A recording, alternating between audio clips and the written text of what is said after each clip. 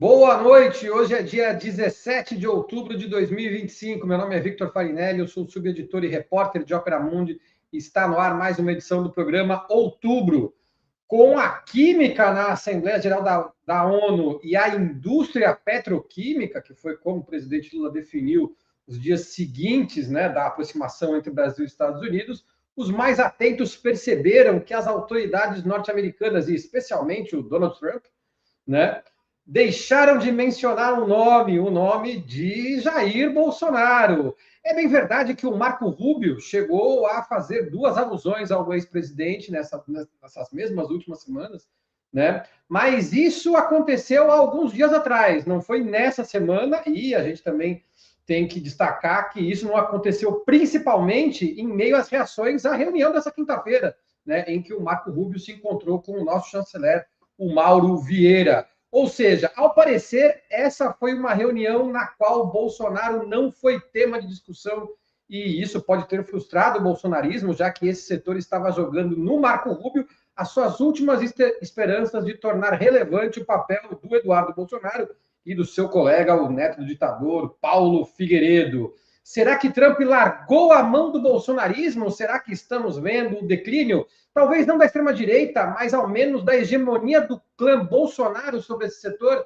Quem vai falar sobre isso no outubro de hoje é a nossa bancada, hoje formada pela Rita Coitinho, socióloga e doutora em geografia, além de especialista em assuntos da integração latino-americana. Também está conosco a Júlia Almeida, doutoranda em Direito pela USP, mestre em Direito pela UFRJ e professora da Universidade Anhembi Morumbi. E também está conosco hoje o Fernando Horta, historiador pela Universidade Federal do Rio Grande do Sul, mestre e doutor em História das Relações Internacionais pela Universidade de Brasília, com pós-doutorado em Denver. E, enfim, e também está conosco você que sempre acompanha aqui o programa Outubro, você que também participa ali do chat, fortalecendo ali o nosso debate. E, obviamente, eu convido você a deixar o seu like, a compartilhar esse vídeo, porque isso ajuda muito o nosso trabalho e você pode fazer isso agora mesmo, enquanto eu chamo a nossa tradicional vinheta de abertura. Quem vai soltar a musiquinha? Zé Igor. Hoje o Zé Igor está de volta.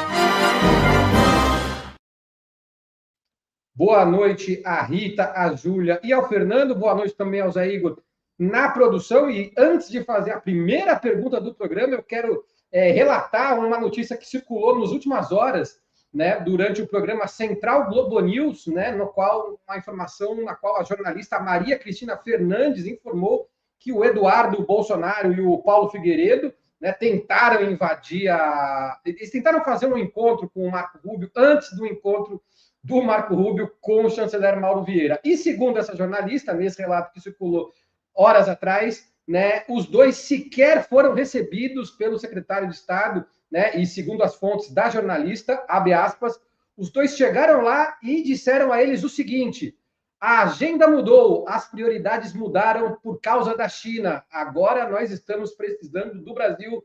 Esta teria sido a declaração das autoridades norte-americanas, a dupla Eduardo e Figueiredo. E a jornalista, inclusive, enfatizou que a dupla sequer chegou perto do escritório do Marco Rubio. E diante dessa informação, agora sim a primeira pergunta do programa. Será que o Trump largou a mão do bolsonarismo? Como vocês avaliam a ausência das menções a Bolsonaro desde a Assembleia Geral da ONU e também essas últimas frustrações que a dupla Eduardo e Paulo Figueiredo tiveram nos Estados Unidos? Quem começa respondendo é a Rita Coitinho. Ei, boa noite, Vitor. Boa noite, Júlia. Boa noite, Fernando. Prazer conhecer vocês, entre aspas. Boa noite ao José Igor e todo mundo que está aqui acompanhando a ópera. Vitor, eu já citei essa frase várias vezes. O pessoal vai achar que eu sou fã do Henry Kissinger. Eu não sou fã dele, mas não deixo de ser uma leitora, né? Um dos grandes realistas e um dos grandes nomes por trás da política externa dos Estados Unidos. Ele dizia que a América não tem amigos permanentes nem inimigos. A América tem interesses, né? Então, o clã Bolsonaro, enquanto foi útil em algum momento, ou se pensou que tivessem utilidade para os interesses dos Estados Unidos no Brasil, serviram como amigos, né? No momento, como eles estão na berlinda, com a condenação, com a impossibilidade de reversão do quadro, apesar das ameaças, né, o judiciário brasileiro manteve a condenação, houve um acolhimento dessa condenação por uma parte importante de setores endinheirados do Brasil também, né, a gente não pode esquecer que a própria Globo News, né, a Rede Globo e outros canais também, de certa maneira, respiraram aliviados com essa condenação, porque há um interesse de uma transição de nomes no campo da direita e até mesmo de setores da chamada extrema-direita no Brasil. E talvez não seja mais tão interessante para o grupo, desse grupo dos republicanos que está no poder nos Estados Unidos hoje, ter a sua imagem associada a essa família. Significa que é uma ruptura eterna?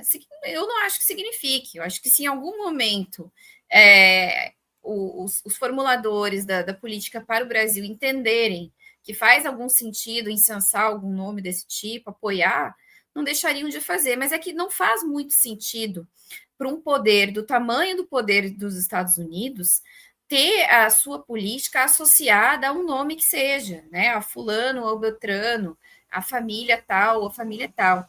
Os Estados Unidos têm muitos aliados e muitos fãs na nossa elite local, né, na nossa burguesia interna, políticos de centro-direita, de extrema-direita, e até alguns políticos de esquerda têm aí preferências pela uma parceria mais próxima e mais forte com os Estados Unidos, então não há necessidade de associar o nome do Donald Trump a uma família que perdeu o poder, né? Tá na cara que não tem mais poder, que não tem mais condições de fazer a disputa do jogo.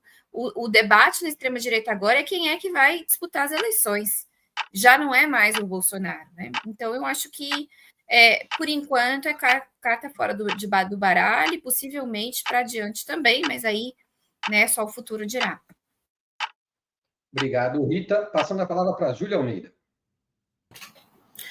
Boa noite, gente. Boa noite, Vitor. Boa noite, Rita. Boa noite, Fernando. Boa noite, Zé Igor aí, nos auxiliando nos bastidores e todo mundo que está com a gente aqui nessa sexta-noite, né? Uma semana bastante movimentada.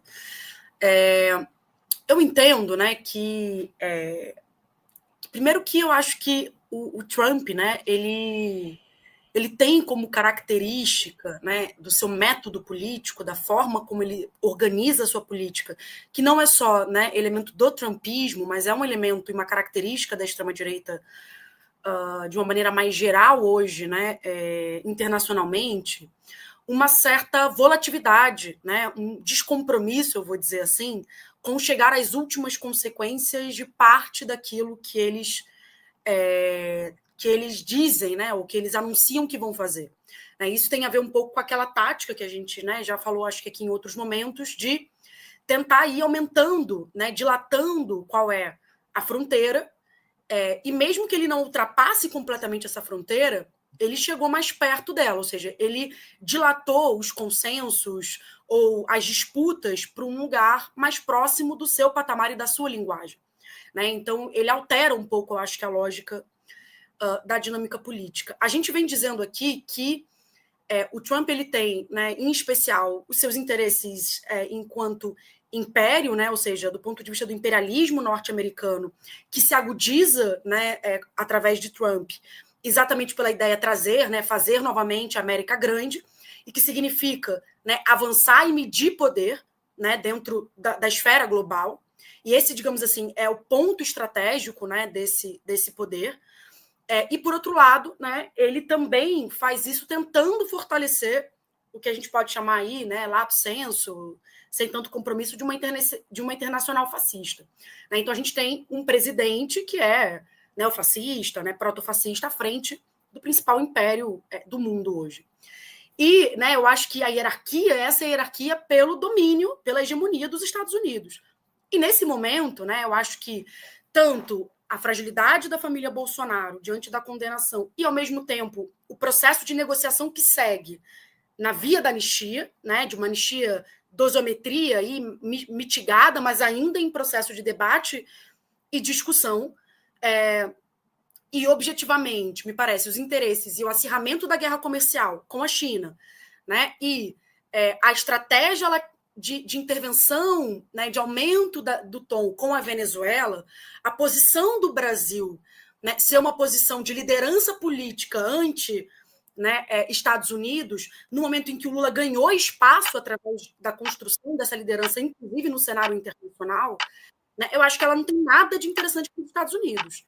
Então, me parece, né, que o jogo está sendo jogado ainda, eu acho que existe uma indeterminação grande, né, do que de fato vai ser efetivamente alterado dentro da política do tarifaço. Ele também normalmente ameaça muito, né, o tamanho do tarifaço, e nem sempre ele regulamenta tudo, né? A própria regulamentação inicial desse tarifaço já foi reduzida, e isso também tem a ver com o jogo de especulação da Bolsa, né, em relação a essas investidas, e essa estratégia de ser o xerife do mundo, né? E nesse sentido de ganhar um certo protagonismo a qualquer custo, né? Então, eu acho que está dentro de uma estratégia que ela não é tão, me parece, né, tão início, meio e fim, tão organizada, né, do trumpismo, mas que ela é essencial para esse jogo de poder, né, que ele propõe-se a fazer nesse próximo período. E eu acho que um outro momento significativo e relevante para a intervenção no Brasil vão ser as eleições, né? E aí acho que os Estados Unidos têm muitos interesses em fortalecer o projeto no momento de extrema-direita que esteja possível, né, de ser aí organizado. Obrigado, Júlia. Passando a palavra para o Fernando Horta. Boa noite, gente. Obrigado pelo convite. Um abraço para todo mundo que está aqui, em especial para a Rita, para a Júlia, para o Vitor. Quero me solidarizar com essas duas mulheres inteligentíssimas que falaram antes de mim aqui, começaram a sofrer a violência do reloginho. Acho que esse programa devia se chamar A Ditadura do Reloginho, e gostei muito da postura da doutora Júlia, que não está nem aí para o relógio, né? Deixa ele tocar e ponto final. Gostei, doutora, eu vou começar a adotar essa prática também. Acho que a gente se rebelando, a gente chega lá.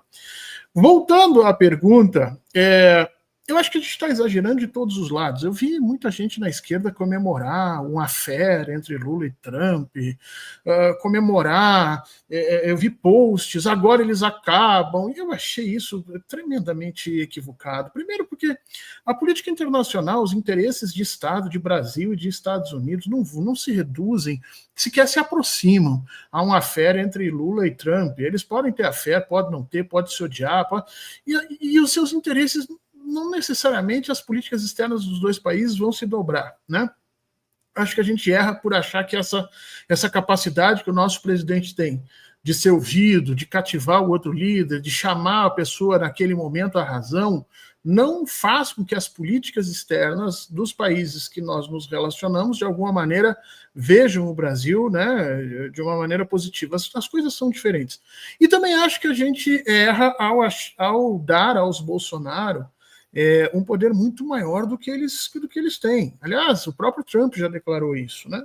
É muito mais jogo de cena o que fez o Eduardo Bolsonaro, e um jogo de cena burro, porque ele cometeu um crime, né? Ele age contra o Brasil e ele reconhece, dizendo que o tarifaço foi feito por ele, quando em realidade não foi. O tarifaço tem um interesse das Big Techs e agora o interesse das terras raras, que a China acabou de bloquear a venda para os Estados Unidos. E assim, dados para vocês, tá? Os Estados Unidos têm apenas algo entre 60 e 90 dias de terras raras para manter o processo de produção de microeletrônica deles. Se a China quiser travar esse processo e atrasar toda a indústria dos caras, a coisa fica complicada. E aí você entende por que o Trump, de repente, começou a não falar sobre o Bolsonaro, porque ele tem um problema para resolver.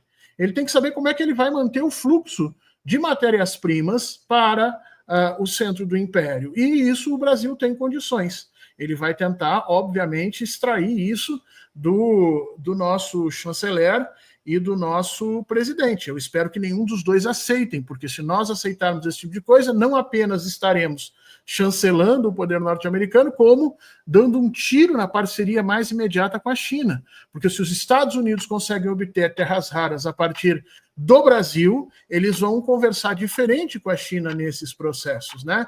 Então eu acho que no final das contas, o fato de não estarem ligando para o bolsonarismo é muito mais uma resposta ao pragmatismo do Trump do que qualquer outra coisa. E vamos lembrar, gente, Donald Trump já apoiou os direitos da população LGBTQIA+. Se vocês pegarem na internet, você vai ver isso.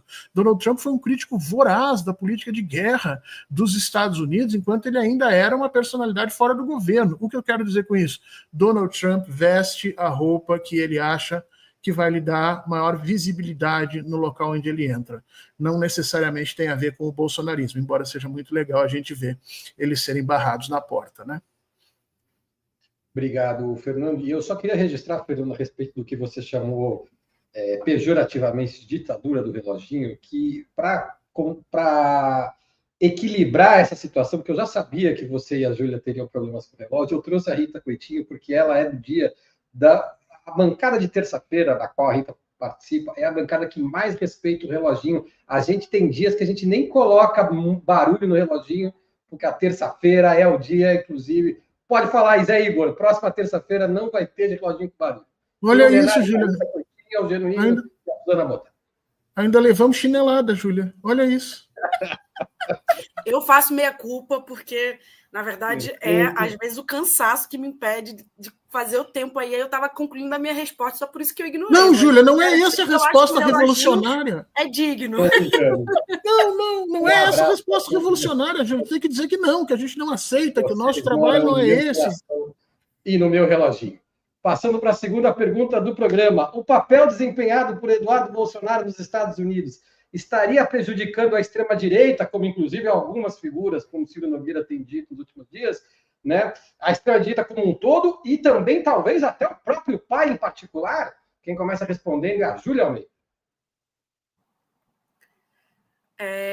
Bom, eu primeiro queria só complementar uma coisa, né, que o Fernando trouxe, que é da questão das terras raras, né, que o governo brasileiro, inclusive, está dialogando, né, entre os países com os Estados Unidos para ter investimentos nesse processo de exploração, né? Então, está em diálogo, né, já em relação a essa questão das terras raras, e nesse sentido, eu acho que esse acirramento da guerra da China, ele efetivamente é um elemento novo, né, acho que fundamental aí das últimas semanas para a gente pensar, de fato, essa dinâmica, né? E aí, nesse sentido, eu estou recuperando isso, porque eu acho que, para a gente pensar a estratégia, né, do Eduardo Bolsonaro na sua relação com os Estados Unidos, eu acho que ela também, né, tem uma atmosfera geral do que vem sendo o governo Trump internamente no último período, né? O Trump, ele foi, né, e está sendo, né, no seu segundo governo, internamente, né, um autocrata, vou colocar assim, né, ensaiando um processo autocrático, né, e avançando em relação a várias instituições e repressão violentíssima, né, de qualquer tipo de protesto e uma onda antimigratória que é atroz, né? Então, o aprendizado do Trump em relação ao seu primeiro mandato é um aprendizado de endurecimento dentro da sua política interna em relação ao que é o processo dessa democracia liberal, né, também.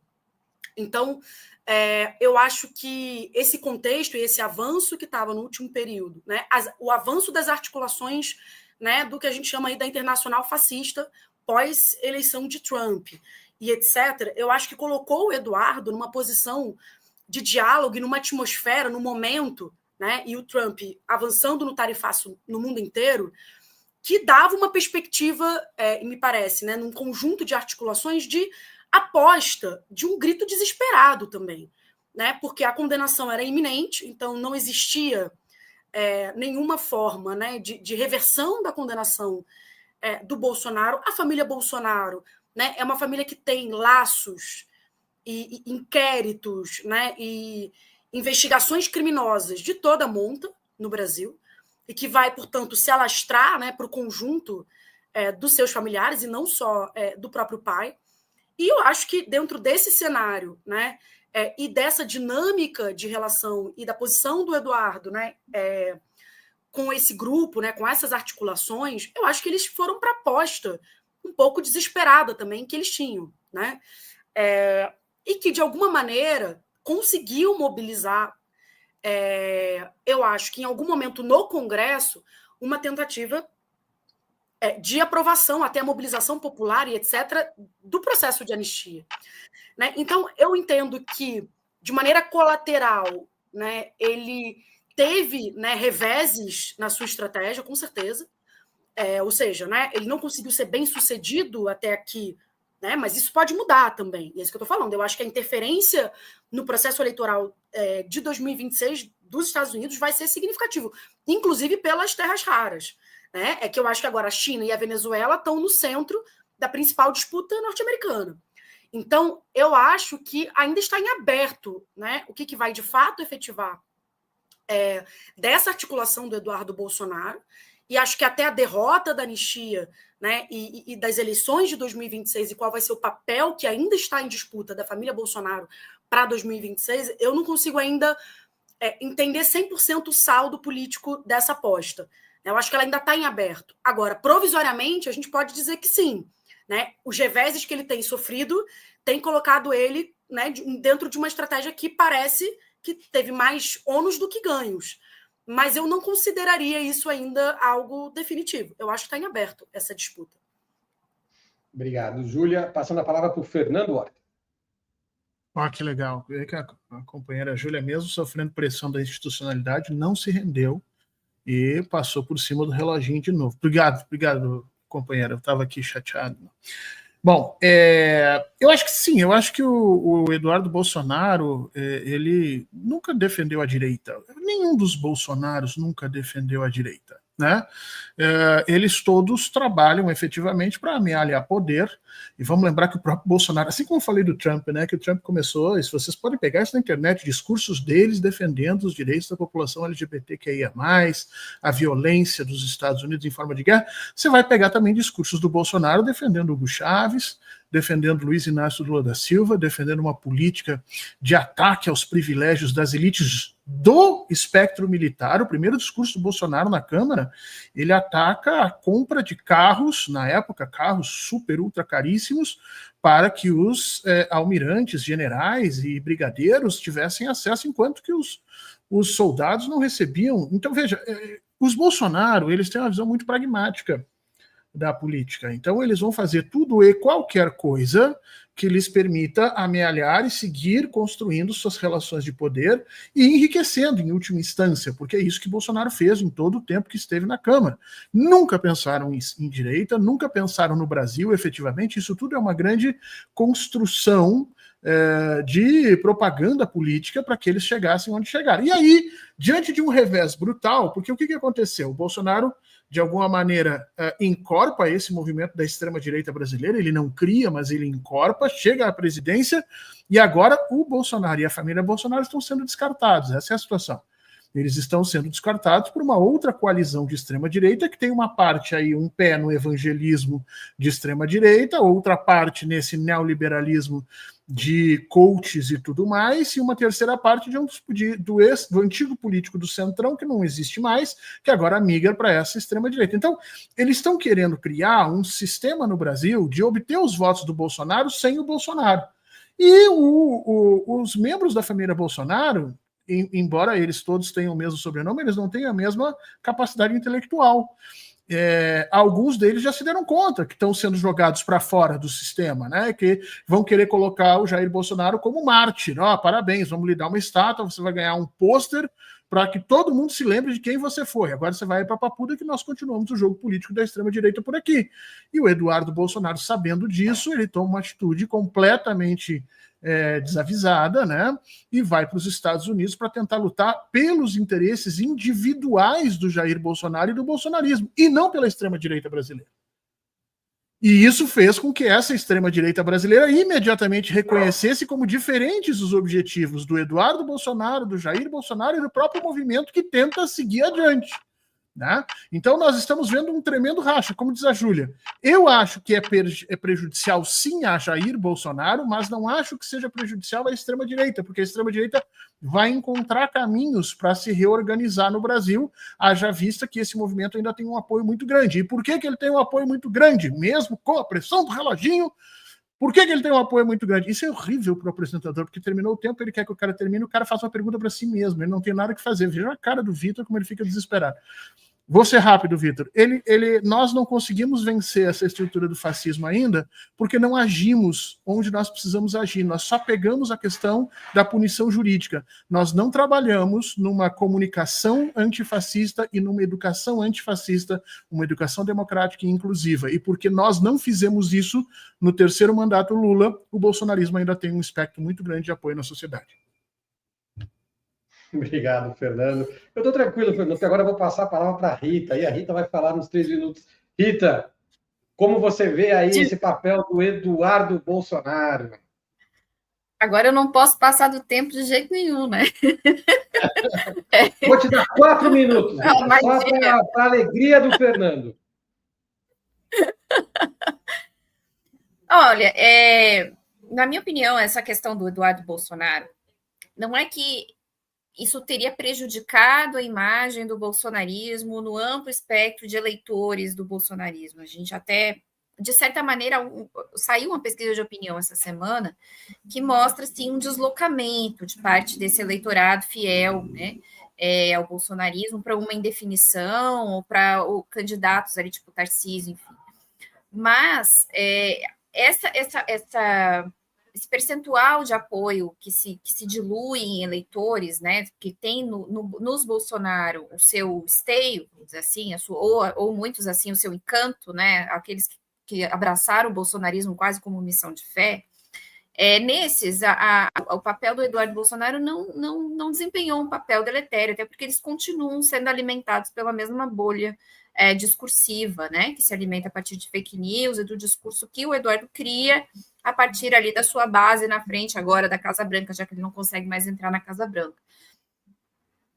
Mas eu acho que o mais importante é a gente entender como que a parte do andar de cima que apoiou o bolsonarismo e viu no bolsonarismo a maneira de chegar ao poder se comporta nesse momento. Quando o Brasil tem perdas reais econômicas por conta das tarifas e o bolsonarismo apoia e joga água nisso, ele perde apoio nesse espaço, nesse setor, né, de grandes empresários, não todos, né, mas grandes empresários que pedem negócios, né, investidores que vêm ali se diluir chances de lucro certo, né, ou de investimentos. E esses setores são muito pragmáticos, eles são muito mais pragmáticos do que o eleitorado médio dos bolsonaristas, e esses vão começar a depositar o seu apoio a um outro perfil. Significa que esse outro perfil não vai ser de extrema-direita? Não necessariamente, pode ser um outro perfil de extrema-direita, um perfil que seja viável eleitoralmente. E agora começam a testar os perfis que são viáveis. Então, é esse apoio que derrete e se coloca diante de um governo e de uma diplomacia que mantém a defesa dos interesses nacionais diante do tarifaço. A defesa da indústria, a defesa dos exportadores, a busca por negociação. Então, é esse setor que se desloca, porque esse setor ele não tem muitos votos em termos de quantos indivíduos são, mas tem um poder econômico que vai conseguir bancar essas campanhas. Então, nesse sentido, o papel do Eduardo acabou prejudicando o bolsonarismo como alternativa viável para as eleições de 2026. Por isso, essa corrida da extrema-direita agora por encontrar candidatos, e do centro-direita também, né? Obrigado, Rita.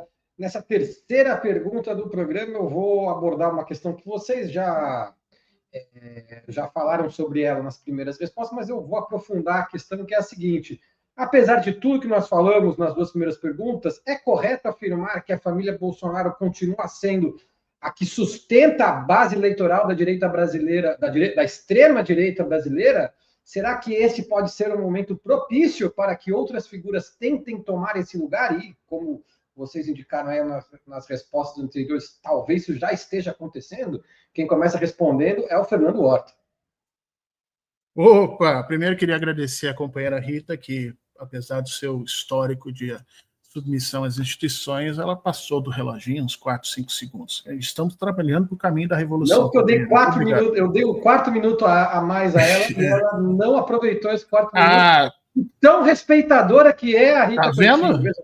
Tá vendo? Ainda a institucionalidade tem suas preferências sempre. Bom, gente, esse desfazimento, né, para usar esse termo de senso comum. Esse desfazimento da extrema-direita brasileira ele vem acontecendo desde o ano passado, quando, num evento no Rio de Janeiro, Jair Bolsonaro ainda solto, participando do evento em Copacabana, recebeu Malafaia, Michele Bolsonaro, Tarcísio de Freitas naquele momento, todos para fazer discursos em seu favor, e cada um que pegava a palavra deixava o Jair Bolsonaro mais apavorado, porque cada um falava assim: presidente, o senhor não será esquecido.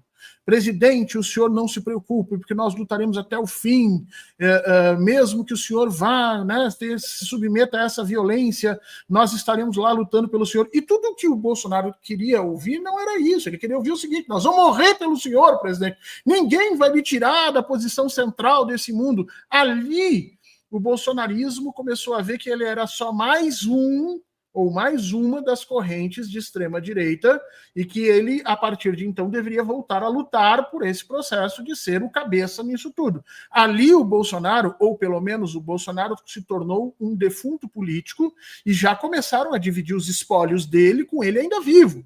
E ele percebe isso. Quando a esposa dele, a Michele Bolsonaro, vai fazer o discurso e que ela começa a ser cortejada para ser vice, o Bolsonaro começou a se perguntar: escuta, só um pouquinho, mas vice de quem? Como assim? Né? O Bolsonaro sou eu. Como é que vocês podem falar em bolsonarismo comigo na cadeia? Esse processo de substituição de elites políticas nunca é fácil, nem na direita, nem na esquerda, nem no centro. São raros os políticos que sabem sair disso com alguma ética, com alguma condição. Agora, no caso da extrema-direita, isso está se tornando uma guerra. Pablo Marçal abriu guerra, se tornou candidato na Prefeitura de São Paulo, e em determinado momento Bolsonaro não o apoiou, porque apoiava outro candidato, e ele disse: dane-se, não quero o apoio deles. E seguiu criando esse discurso, seguiu vivendo desse discurso da extrema-direita com uma matriz economicista. Então, hoje, o bolsonarismo, ele ainda é, em termos de governo federal, sim, o sustentáculo dos votos. Eu acho que ninguém consegue fazer uma votação em tempos para concorrer à presidência sem o apoio da família Bolsonaro, mas em termos locais já não é mais. E acredito que isso, como um processo histórico, né, e as instituições atacando o bolsonarismo como estão, especialmente o Bolsonaro perdendo legitimidade do ponto de vista social e político, como ele já perdeu totalmente, não pode mais ser candidato, esse processo histórico deve reduzir ainda mais o tamanho e a posição dele nesse espectro, né? Então, eu acho que Tarcísio deve se colocar nesse momento aí como uma alternativa, mas acho que pelo menos outros 2 ou 3 nomes devem surgir, como efetivamente alguém da área evangélica e, de forma um pouco perversa para o bolsonarismo, a própria Michele Bolsonaro, porque vamos lembrar que o bolsonarismo é essencialmente machista. Ver uma mulher com o seu sobrenome sendo cotada para ser vice não é algo que Bolsonaro goste, e eu acho isso maravilhoso. Tomo um guaraná e como uma pipoca só vendo o desespero deles. Obrigado, Fernando. Passando a palavra para Rita Coitinho. Acho que é a continuidade do nosso raciocínio, né? Hoje tinha baleia o quê mesmo do Congresso? O presidente do MDB. O presidente do MDB, isso, Baleia Rossi. Eu só lembro de baleia, né? Porque é mais visual, assim, você pensa no animal e aí sempre lembro, o resto eu esqueço. O presidente do MDB estava fazendo hoje suas reflexões, né, sobre o que ele chama de centro-direita, que é o partido dele, que é o que a gente chama de centrão, e dizendo, não, por enquanto a esquerda está com o troféu na mão. Isso foi manchete em vários jornais hoje, vendo ali que há, de fato, um momento de pausa, vamos dizer assim, das lideranças desses partidos de aluguel, desses partidos cartoriais, todos que formam o famoso centrão, sobre para onde ir nas eleições de 2026. Por quê? Porque no momento atual, nesses últimos 2 meses, o governo tem feito vários movimentos que têm tido resultados positivos. A avaliação do presidente Lula, positivo do presidente Lula, subiu. As pesquisas mostram vitória em todos os cenários. Você tem pesquisa de opinião mostrando que há uma maioria que considera que, de fato, Jair Bolsonaro cometeu crimes, né, que tem que ser condenado. Então, você tem ali um uso também, que a comunicação do governo finalmente está sabendo fazer um uso da comunicação com o povo, no sentido da questão da escala 6x1, do imposto de renda, para quem ganha até R$5.000, da isenção do imposto de renda, de taxar os super ricos, e aí quando isso não passa no Congresso, soube explorar que os deputados da direita e do centrão votam com os super ricos, defendem a minoria. Então, estamos vivendo um momento em que a comunicação tem funcionado bem, né? E com isso começa uma dúvida, porque ali em abril, o governo do PT era considerado por esses setores como morto, cachorro morto, a gente agora só precisa definir o candidato e ir para a galera. E agora a situação mudou, né? Então, há, de fato, uma certa perplexidade desse campo. Eles também cometeram vários erros políticos, na minha opinião, né? Por exemplo, aquela votação que a gente chamou, né, na internet, com a finalidade de desgastá-los, da impunidade do Congresso, né? Aquela votação foi um erro, eu acho, né, nesse momento político. O apoio às tarifas do Trump, que prejudicam a economia brasileira, foi um erro político. Né? Então, nesse momento, eles estão vivendo uma crise. E o Tarcísio não está indo bem nas pesquisas, e ele parecia ser o nome natural. Então, mas o que é mais interessante disso tudo é que o nome da família Bolsonaro não consta mais no palavrório dessas lideranças, né, da direita e do que a gente chama de centrão, que não deixa de ser direita também. Obrigado, Rita, que citou aí o Baleia Rossi. Quem tem um pouco de memória vai lembrar que o Baleia Rossi ele quase foi presidente da Câmara. Ele disputou em 2021 com Arthur Lira. Perdeu, obviamente. Começou ali a dinastia do Arthur Lira ganhando do Baleia Rossi. Não que o Baleia Rossi fosse muito melhor que o Lira, não era. Mas, enfim, o Lira também... O Lira é o Lira. Passando a palavra para a Júlia Almeida. Eu acho, né, que para qualquer parâmetro político, né, a família Bolsonaro mantém uma sobrevida impressionante, né, diante do conjunto de acusações que lastreiam aí, né, os seus processos, diante do que foi o governo Bolsonaro, a condução da pandemia, o cenário econômico do governo Bolsonaro, né, e dos reveses, né, do último período. Eu acredito que a resiliência, né, do grupo mais radical ligado ao bolsonarismo é algo impressionante, né, assim, dentro da disputa política, né, que a gente está falando. E me parece que dentro do jogo da extrema-direita, em vários momentos, essa capacidade, né, de se manter firme, se manter como as principais lideranças ainda da extrema-direita, a principal liderança da extrema-direita, o Jair Bolsonaro, né, eu acho que ela foi questionada muitas vezes, né, por outros atores da extrema-direita. Até aqui, né, digamos assim, nenhuma outra liderança conseguiu fazer a transição efetivamente, né?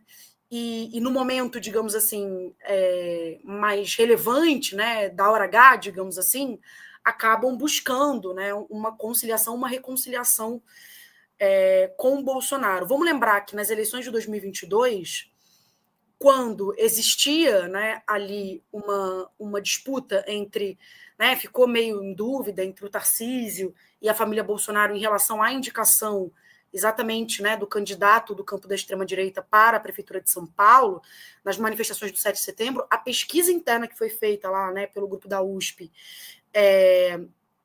que faz as pesquisas ali em campo, demonstrou que o Tarcísio, né, estava minguando dentro do bolsonarismo.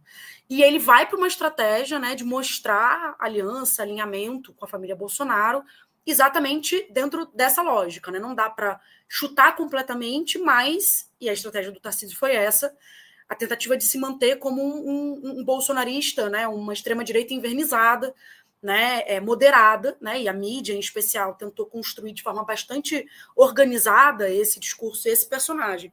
Eu acho que o que acontece com o Tarifácio, o que aconteceu também com a eleição de Trump, é que essa característica do Tarcísio como moderado foi ficando difícil de se manter, né? E o Tarifácio foi o momento em que a mídia, né, e setores aí, digamos assim, de um campo mais de direita, de centro-direita, tentaram abandonar aí essa política. E eu estou falando isso para dizer o seguinte, eu acho que a família Bolsonaro, e concordo do ponto de vista nacional, ainda é o Bolsonaro quem consegue ter a principal, e a indicação do Bolsonaro é muito importante em relação ao nome ainda, mas existe, né? E nesse último período, com a fragilidade, né, que o Bolsonaro se encontra desde da sua condenação, né, e da sua prisão, objetivamente, né, o que o tira um pouco do cenário político, eu acredito que as apostas e as tentativas de superação da sua figura são cada vez mais significativas. Agora, enquanto liderança popular da extrema-direita, o nome de Jair Bolsonaro ainda é o principal nome. Isso tem impacto eleitoral, né? Agora, se vai ser possível efetivar completamente uma transição nas eleições do ano que vem, né, eu acho que vai aí ter a ver com um conjunto de aparatos que estão sendo organizados pela extrema-direita para fazer essa transição. O sucesso ou o insucesso deles vai depender também do que vai ser aprovado em relação a uma anistia relativa aí, ou não da família Bolsonaro. Não estou dizendo, acho muito pouco provável que o Bolsonaro seja candidato, tá? Assim, não vou dizer zero, mas quase zero, porque zero a gente não fala mais nada na política brasileira. Mas acho que a sua capacidade de influenciar pode ser maior ou menor, a depender aí do que saia também desse cenário. Obrigado, Júlia. Vamos começar o intervalo com duas mensagens aqui dos nossos espectadores que eu quero destacar. Uma que é especial, inclusive, para o Fernando Horta, que é a mensagem da Juliana Chitarra.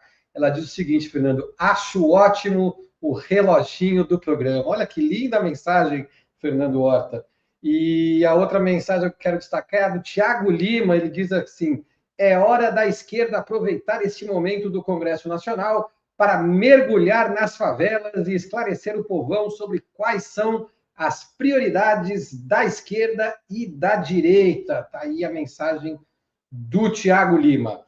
E, bom, intervalo também sempre é hora de falar do Café com História, e a próxima edição do Café com História vai acontecer no dia 1º de novembro, né, e vai falar sobre a vida e o pensamento do Carlos Marighella, o revolucionário brasileiro que se tornou símbolo da resistência contra a ditadura no Brasil. O programa vai acontecer em São Paulo, terá a apresentação do Breno Altman, e você que está em outras cidades vai poder participar enviando suas perguntas e acompanhando a gravação exclusiva para apoiadores. E se você é apoiador, você pode participar presencialmente do programa. Para isso, basta se inscrever no site omundi.news/CCH14. Repetindo, omundi.news/CCH14 é o site onde você pode se inscrever para participar do Café com História sobre o Carlos Marighella.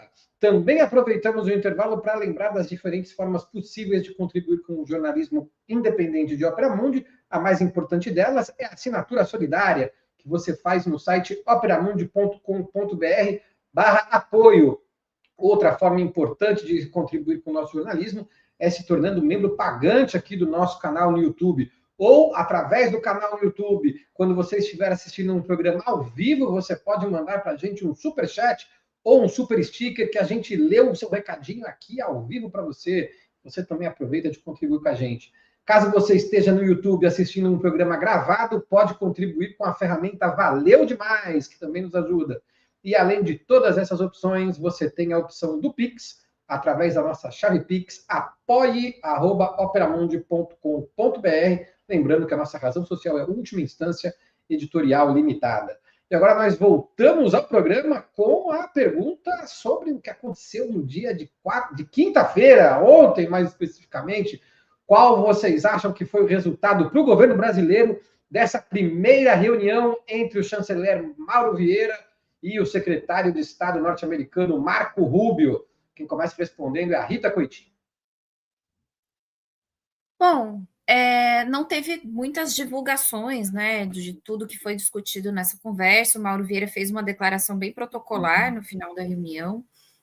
Houve ali um momento de só os dois, só o Mauro Vieira e o Marco Rubio, que foi coisa de 15, 20 minutos. Nós não sabemos ainda o que foi conversado nesse tempo, e hoje o presidente Lula recebeu o Mauro Vieira, né, no Palácio do Planalto para conversar sobre esse encontro. E depois, na parte da reunião de trabalho, a gente tem notícias de que foi discutido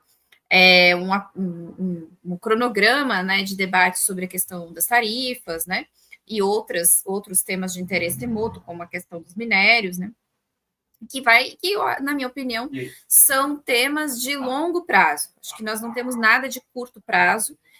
Quem vai chefiar as negociações relacionadas à indústria e a tarifas é o Geraldo Alckmin, e o Mauro Vieira vai ficar nessa conexão mais próxima do Marco Rubio no tema, principalmente aqui das fronteiras da Venezuela e dessa crise que está se aprofundando cada vez mais, né, o Império cada vez mais se colocando como um possível agressor do nosso país vizinho, né, o imperialismo aí mostrando as suas garras. O que eu acho que é o resultado fundamental dessa conversa? É mostrar que o governo brasileiro tem o canal de diálogo com os Estados Unidos, e isso é importante, porque o comércio brasileiro com os Estados Unidos é um comércio importante para o Brasil, embora os Estados Unidos já não seja mais o seu principal parceiro comercial há bastante tempo. O nosso comércio com os Estados Unidos é um comércio que tem uma certa qualidade, né, com bens manufaturados, com bens de maior valor agregado. Alguns produtos são exportados basicamente só para lá ou em grande quantidade. É claro que parte disso poderia ser absorvido por outros parceiros, mas isso também leva tempo, você criar canais, criar também logística, né, para que esses produtos possam ir para outros países. Então, isso sinaliza bem para esse setor que eu falei antes, do andar de cima, né, dos grandes empresários, de parte do agro, de parte do povo lá da Fiesp de São Paulo, né, mostra que o Brasil consegue esse canal, que o governo é capaz de manter esse canal.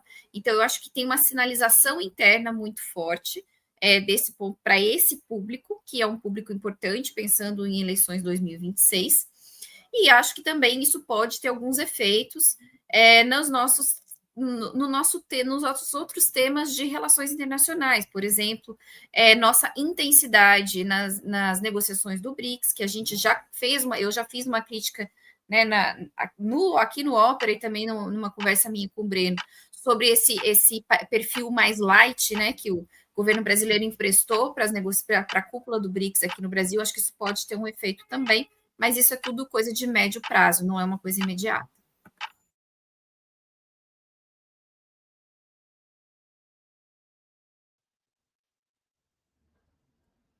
Tá sem som, Vitor. Opa, cortou aqui o microfone. Agora sim, desculpa. Obrigado, Rita, pela sua resposta. Passando agora a palavra para a Júlia Almeida. Bom, eu concordo, né, muito com a Rita no sentido de que ainda está muito inicial aí, né, esses resultados, digamos assim, e que a maior parte deles tem uma conexão com o que vai ser esse longo prazo, né? Eu entendo, né, que a nota conjunta que saiu é um indicativo positivo, né, no sentido de uma demonstração enfim, né, de aposta e dessa construção, vamos colocar assim, né, de dar uma sinalização de que existe um diálogo efetivo. E eu acho que o tarifaço, né, assim, alguma coisa do tarifaço deve permanecer e vão ser negociados alguns setores, e acho que já estavam em processo de negociação também, né, inclusive pelos impactos na economia interna americana, né, de preços. A gente vem falando aqui que um problema, né, do tarifaço do Trump é o que internamente significa o avanço de alguns preços, né? Então, isso tem um impacto na sua popularidade interna, né? Então, me parece que sustentar isso, né, de maneira completa e arbitrária, né, de forma permanente, já é um indício, né? Já naturalmente seria algo difícil. Então, eu creio que é isso, né? A gente vai ter que aguardar aí para entender até onde vai. E eu queria fazer um comentário sobre isso que, né, a Rita coloca dos BRICS, porque quando teve o tarifaço, foi exatamente também na semana do BRICS aqui. Embora em tom mais moderado, a verdade é que teve ali, né, uma tensão grande dos Estados Unidos, e foi um recado também, né, em relação à intensidade ou não da articulação dos BRICS, a política do tarifaço, né? E nesse sentido, o Bolsonaro é também utilizado como uma manobra, né, política para atingir aí os seus interesses.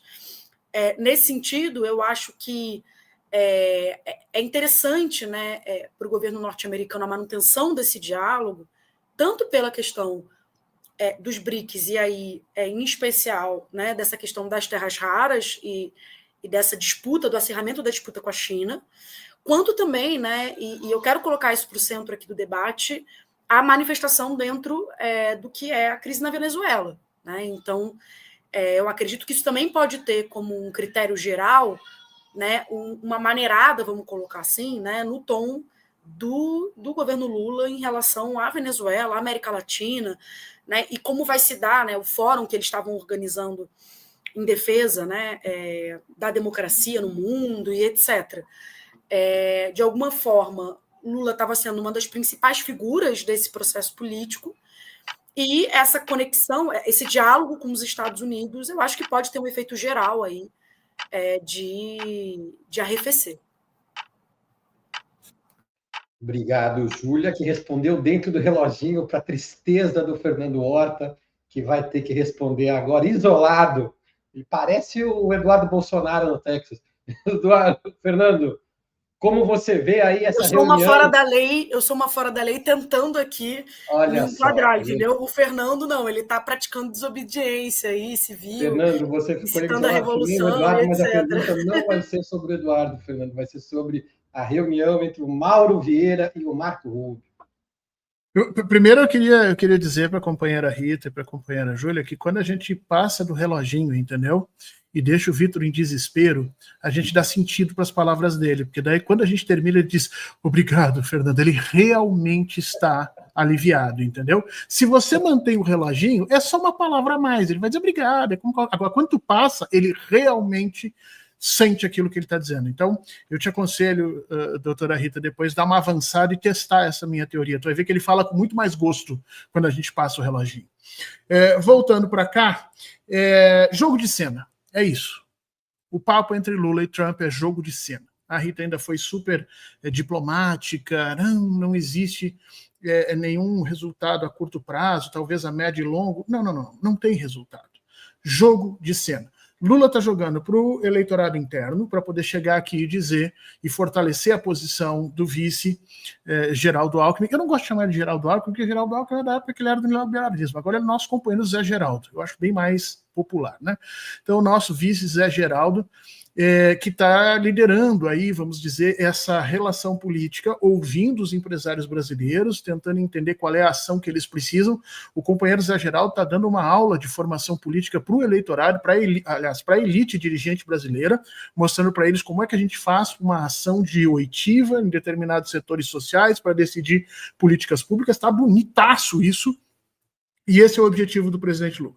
É poder dizer para esses caras, olha, nós estamos aqui abertos e eles não conseguiram fazer nada. Do lado do Trump, o único objetivo foi aumentar o valor do blefe contra a Venezuela.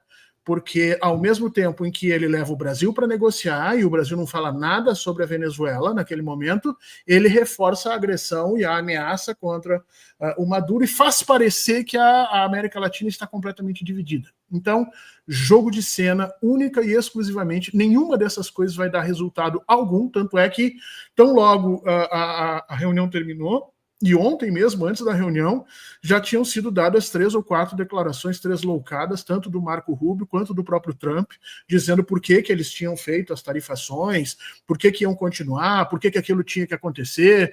E se tudo isso não bastar para a gente como evidências de que essa reunião não serve para absolutamente nada, vamos lembrar que Donald Trump é caracterizado nesse segundo mandato por uma composição completamente errática, né? Passando por cima de absolutamente tudo. Num dia ele diz vermelho, no outro dia ele vai dizer amarelo, verde, o que passar na cabeça dele, sem nenhuma ideia de accountability. Aliás, esse é um dos grandes problemas hoje da democracia norte-americana. Se ela já tinha algum déficit de accountability anterior, o Donald Trump destrói isso por cima e por baixo. Na realidade, nós temos que entender isso. Isso é tão verdadeiro que o presidente Lula, ontem, na reunião do Partido Comunista, do PCdoB, ele fez uma fala em defesa da Venezuela, deixando muito claro a posição dele, mas falta o Brasil. O Brasil e a sua diplomacia, as suas relações internacionais precisam ter uma postura mais assertiva e direta na defesa da América Latina. E eu acho que o grande ponto fraco do Lula 3 é a política internacional. Percebam agora, quando eu terminar de falar, o quanto o obrigado, Fernando, do Vitor vai ter um significado diferente. Vejam bem. Obrigado, Fernando. Obrigado. E acrescento a que você chamou o Zé Geraldo, o nosso espectador aqui, o César Santos, falou Zé Geraldo do Pinheirinho, lembrando aí do passado do Geraldo Alckmin, que inclusive, Fernando, talvez o Lula esteja mostrando, dando todo esse protagonismo aí ao nosso companheiro Zé Geraldo, que a importância que o PT hoje dá para não transformar os seus vices em vices decorativos realmente não é o caso do companheiro Zé Geraldo, como foi de outros vices no passado do PT, que, enfim, a gente sabe o que eles fizeram. Bora para o Minuto Ópera Mundi com algumas das principais notícias do dia no nosso site, que são as seguintes. Roda o vídeo aí, Zé Igor.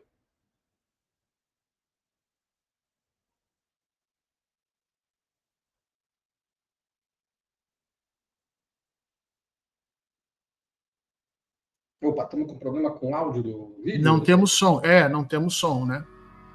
Lula rompe o silêncio e critica a ameaça norte-americana à Venezuela.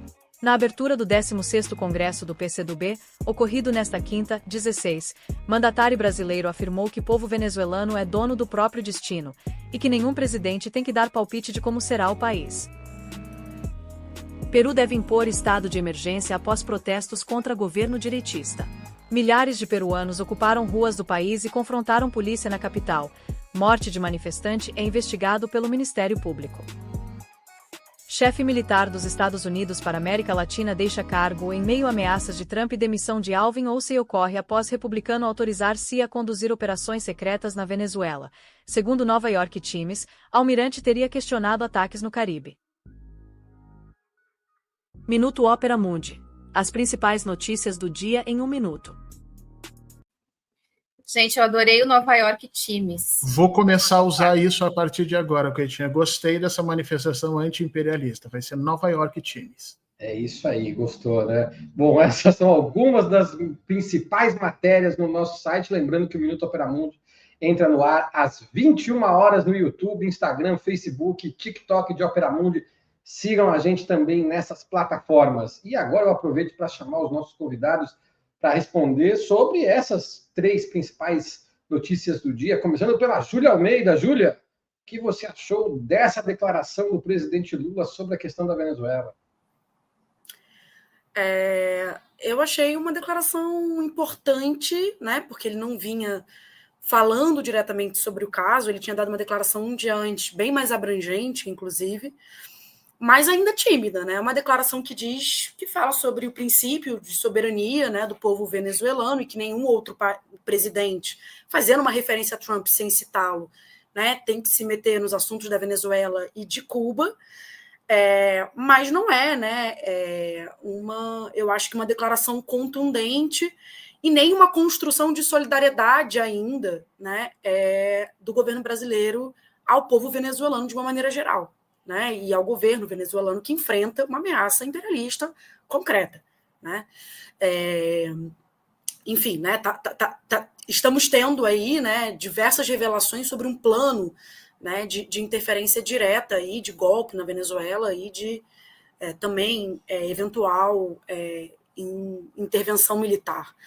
Então, eu acho que ainda é uma declaração tímida e acho que, nesse sentido, dentro dessa perspectiva geral aí das relações Brasil e Estados Unidos, esse diálogo recente, né, que vem sendo estruturado, eu acho que ele contribui para que a posição do governo Lula seja uma posição mais tímida, né? Eu acredito, né, em que pese toda a problemática do governo Lula em relação à defesa democrática,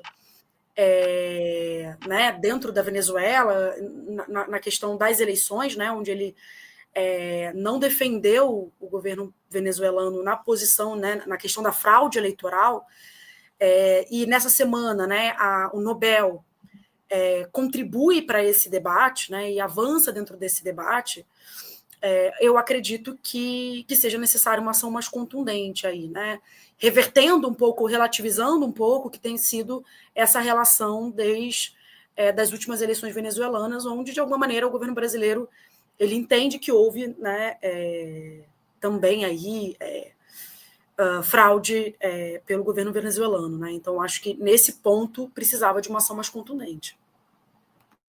Obrigado, Júlia. Fernando, o Peru derrubou uma presidenta na semana passada e o que entrou no lugar já está sendo questionado. O Peru é um país onde está difícil saber para onde vai. Para onde vai o Peru, Fernando Horta? Veja que a institucionalidade ela é tão violenta nesse programa que o reloginho começou a contar mesmo antes de eu ter o direito de fala. Então, além de tudo, ainda o Vitor me sonegou aqui pelo menos uns 10 segundos. E vamos registrar isso aqui. Pois é, o Peru está tendo dificuldades para manter as suas instituições de pé, essa é a verdade, né? O Peru teve aí 7 presidentes em menos de 9 anos. Gente, 7 em menos de 9 anos é realmente uma bagunça. Algo muito parecido com a Argentina, naquela época de Cavalo e Companhia Limitada. A situação é muito complicada na região, há uma institucionalidade, porque se a gente for olhar a história colonial da América Latina, foi sempre assim, né?